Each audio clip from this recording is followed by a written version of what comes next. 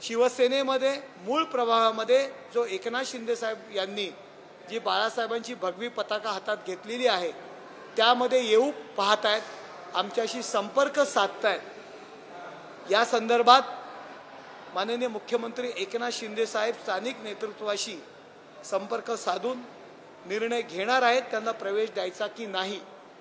परंतु जे शिवसेनेचे खासदार निवडून आलेले आहेत उभाटा गटाचे, त्यांना असं वाटत होतं की या देशामध्ये इंडीचं सरकार येईल, परंतु ते सरकार आलेलं नाहीये।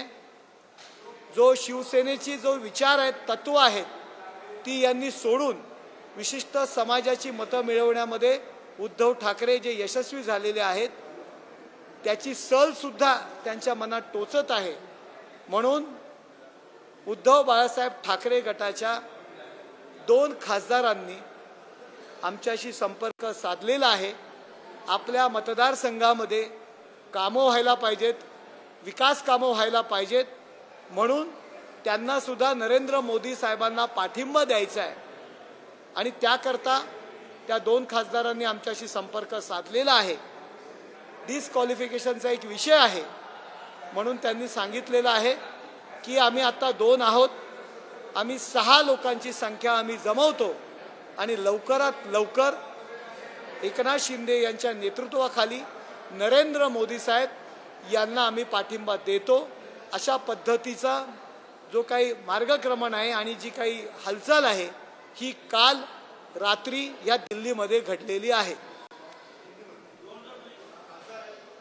2 खासदारांनी संपर्क साधलेला आहे, निवडून आलेल्या 2 खासदारांनी संपर्क साधलेला आहे। त्यांना उद्धव ठाकरे यांनी जी भूमिका घेतलेली आहे ती त्यांना पटत नाहीये। विकास कामं आपल्या मतदारसंघात व्हायला पाहिजेत आणि शिवसेनेच्या मूळ तत्वापासून बाजूला जे गेलेले आहेत, मशिदी असतील, प्रार्थना स्थळं असतील, त्यामधून जे आदेश दिले गेलेले आहेत ते त्यांना पटलेलं नाहीये आणि भविष्याच्या दृष्टीने शिवसेना आणि शिवसेनेची तत्व यामुळे 2 खासदारांनी आमच्याशी संपर्क साधलेला आहे। माननीय मुख्यमंत्री एकनाथ शिंदे साहेब यांच्याशी संपर्क साधलेला आहे।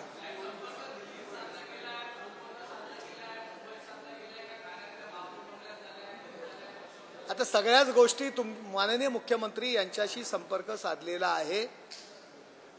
डिस्क्वालिफिकेशनचा विषय आहे, कशा पद्धतीने करायचं त्यांचं म्हणणं आहे की बाकीचे खासदार सुद्धा आमच्या समवेत आम्ही आणतो आणि लवकरात लवकर नरेंद्र मोदी साहेब यांना आम्ही पाठिंबा देतो।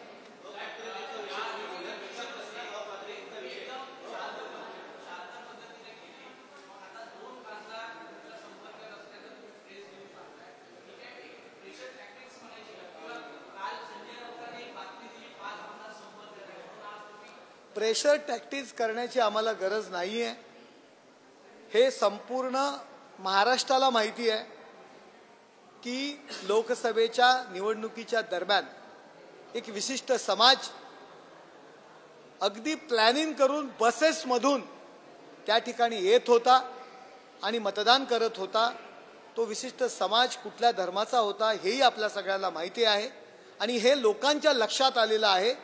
ज्या ठिकाणी थोड्याफार मतांनी ज्या सीटा पडलेल्या आहेत, उमेदवारांचा पराभव झालेला आहे, तेथील लोकांना आता आपली चूक कळलेली आहे आणि लोकांमध्ये, मतदारांमध्ये प्रचंड अशी अस्वस्थता निर्माण झालेली आहे आणि त्याचा उलटा परिणाम येणाऱ्या पुढच्या निवडणुकीत होणार हे 100% ही काळी दगडावरची रेघ आहे।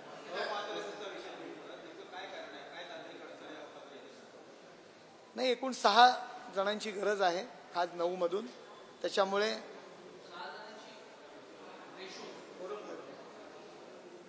डिस्क्वालिफिकेशन जो ऍक्ट आहे त्यानुसार ज्या काही कायदेशीर अडचणी आहेत त्याचा मार्ग काढणं हा खासदारांच्या दृष्टीने महत्त्वाचा आहे। 6 खासदार येतील का? सोबत येतील तुम्हाला वाटतं? का नाही येणार? 40 आमदार येतील असं कोणाला वाटलं होतं का? 50 आमदार येतील। मंत्री स्वतःचं मंत्रिपदाचा राजीनामा सोडून सत्ता येईल का नाही याची कसलीही कल्पना नसताना केवळ बाळासाहेबांचा विचार करता मंत्रिपद सोडून आली ना, मग खासदार पण येतील।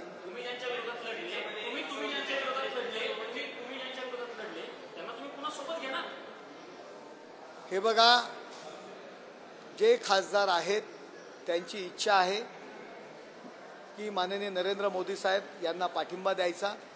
शिवसेनेचा जो मूळ विचार आहे तो पक्षप्रमुखांनी सोडलेला आहे आणि भविष्यामध्ये जर आपल्याला राजकारणात टिकायचं असेल तर शिवसेनेचा जो मूळ मतदार आणि शिवसेनेचा विचार हा आपल्यासोबत राहिला पाहिजे. या विचारांनी त्या खासदारांनी आमच्याशी संपर्क साधलेला आहे. कार्यकर्ते हे बघा, कोणीही खासदार असेल, हे बघ, यापूर्वी सुद्धा आपण म्हटलं जायचं की यांच्यासोबत केवळ लोकप्रतिनिधी आहेत, खालचे मतदार नाही आहेत, शिवसैनिक नाही आहेत, अशा पद्धतीने मीडियाद्वारे काही लोक विचार मांडायचे. परंतु आपण लोकसभेला पाहिलेलं आहे, मतदार ठाण्यासारख्या ठिकाणी 7.5 लाख मतदान मला झालेलं आहे. जर मतदार आमच्या सोबत नसते, फक्त जर आम्ही पदाधिकारी जर आणि नगरसेवक आमदार जर आम्ही असतो तर एवढं मतदान आम्हाला झालं नसतं. त्यामुळे चुकीच्या पद्धतीने ज्या काही एक भावना प्रधान वातावरण त्यावेळी निर्माण करण्याचा प्रयत्न केला, या लोकसभेला तो उघड झालेला आहे.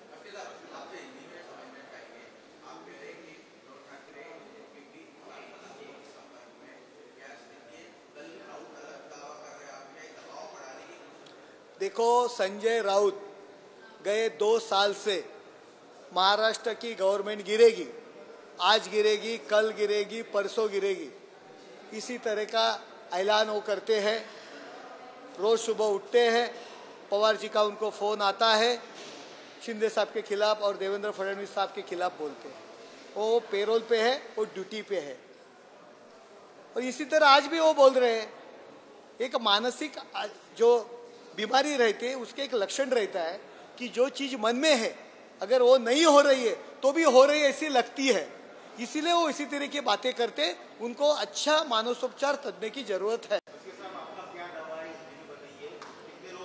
ये देखो, शिवसेना का जो मूल मतदार है, ओरिजिनल मतदार है, उनको मालूम पड़ा है